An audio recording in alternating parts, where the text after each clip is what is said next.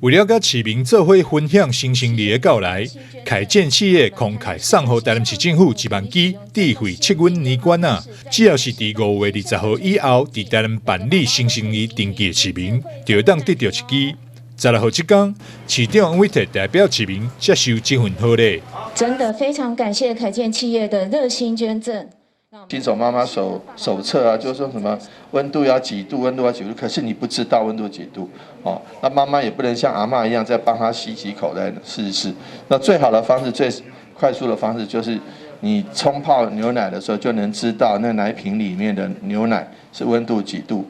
谢谢我们凯建的郑董事长，能够让这个妈妈能够哺乳更安全所以非常感谢。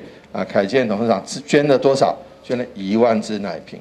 凯建企业董事长曾朝满出生伫咧台南市南区，伫北部创业有成后，曾经坐届关键防疫物资协助市府。这次经捐出1万支公司研发智慧测温年管啊，展现公司纪律，传达幸福。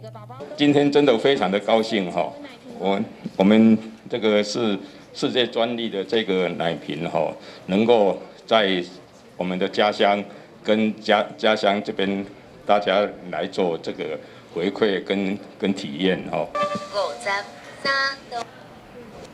就是这样就很清楚了。所以这个是市长亲身动的不是我变魔术的智慧测温年管啊，透过科技技术，让父母真简单就当掌握水温。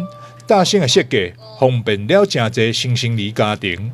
就是第一胎嘛，所以我想说，如果那个温度的话，我也不知道怎么掌控。如果有这个的话，应该蛮方便的。用他们刚刚操作那个 app 去测温度，那可能对我来说会蛮方便的，因为就是小朋友你又是嫩婴，你在医院临时要泡奶的时候，你就是会想要知道是几度怕烫伤他，对，所以觉得其实应该算蛮实用的礼物这样。市府表示，在全国生育率不断下降的情势之下，每一个新生命拢非常珍贵。